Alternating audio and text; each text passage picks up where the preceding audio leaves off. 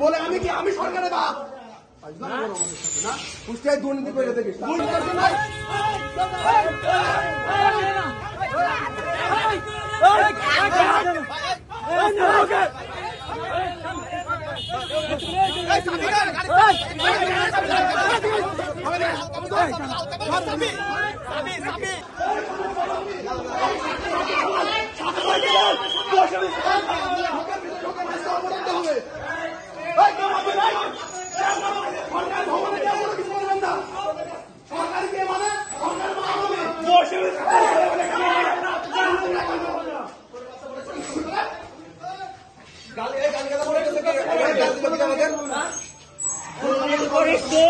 বলে আমি সরকারে বাপ না কুষ্টিয়ায় দুর্নীতি করে দেখিস